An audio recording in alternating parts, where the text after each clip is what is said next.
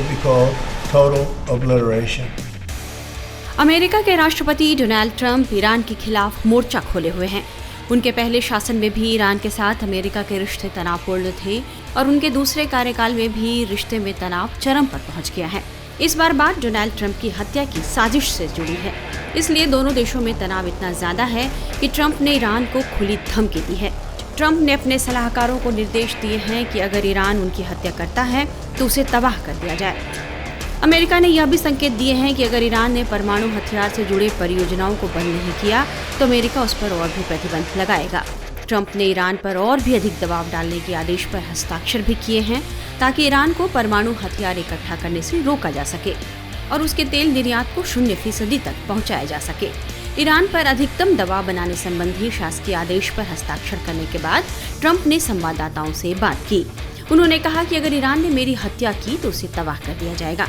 Trump ने क्या कहा, ये हम आपको सुनाते हैं।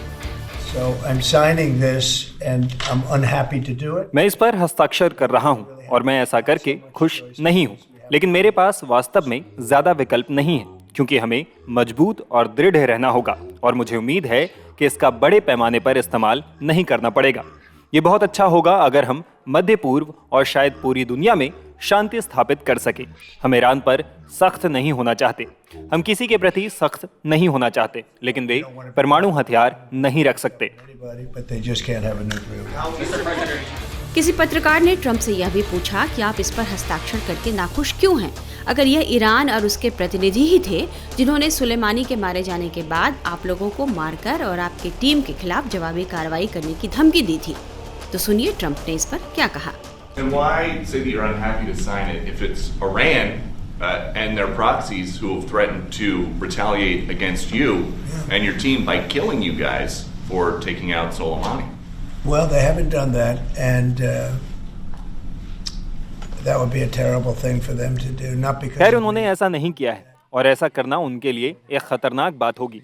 मेरी वजह से नहीं, यदि उन्होंने ऐसा किया तो वे नष्ट हो जाएंगे, वो उनका अंत होगा। मैंने निर्देश दिए हैं अगर वो ऐसा करते हैं तो उन्हें तबाह कर दिया जाए, जिसके बाद कुछ भी नहीं बचेगा और उन्हें ऐसा नहीं करना चाहिए, बल्कि बाइडेन को ऐसा कहना चाहिए था, लेकिन उन्होंने ऐसा कभी नहीं किया।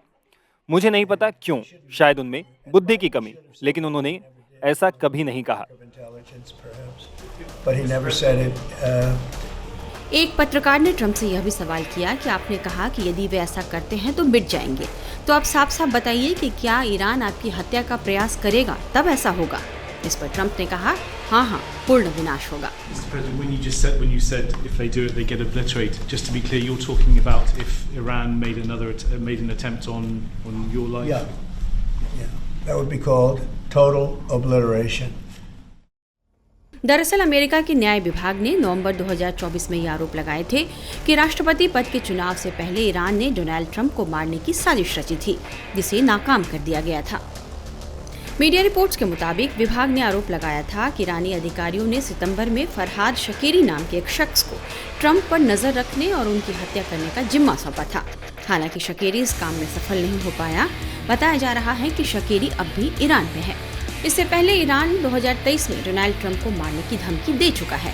ईरान के रिवोल्यूशनरी गार्ड कॉर्प्स, जिसे 2019 में ट्रंप ने आतंकी ग्रुप घोषित किया था, उसके एयर स्पेस फोर्स के हेड आमिर अली हाजी जादेह ने कहा था कि अल्लाह ने चाहा तो हम ट्रंप को जरूर मारेंगे। हम उन सभी मिलिट्री कमांडर को मारना चाहते हैं जो ईरानी सैन्य कमांडर कासिम सुलेमानी की हत्या में शामिल थे। आपको बता दें कि 3 जनवरी 2020 को सुलेमानी को मार दिया गया था। 28 दिसंबर 2019 को इराक में अमेरिकी मिलिट्री बेस पर एक रॉकेट से हमला किया गया था। इसके लिए अमेरिका ने ईरान के टॉप कमांडर कासिम सुलेमानी को दोषी ठहराया था। जनवरी 2020 में इराक में एक ड्रोन हमला करके अमेरिका ने सुलेमानी को मार दिया। समझा जा रहा है कि ईरान इन्हीं मामलों का बदला ट्रंप से लेना चाहता है। पिछले 4 दशकों में ईरान और अमेरिका के बीच दुश्मनी के कई नाजुक मोड़ आए हैं। ईरान जनरल कासिम सुलेमानी की अमेरिकी ड्रोन हमले में हत्या के बाद दोनों देशों के बीच दुश्मनी नए मुकाम पर पहुंच गई है।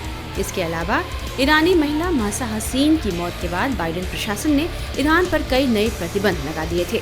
इजराइल पर 7 अक्टूबर 2023 को हमास के हमले और उसके बाद हिजबुल्लाह हुती विद्रोहियों के भी इजराइल के साथ संघर्ष करने को लेकर अमेरिकी प्रशासन का गुस्सा ईरान पर निकलता रहा है। देखना होगा कि ट्रंप की इस धमकी के बाद ईरान की तरफ से क्या प्रतिक्रिया आती है।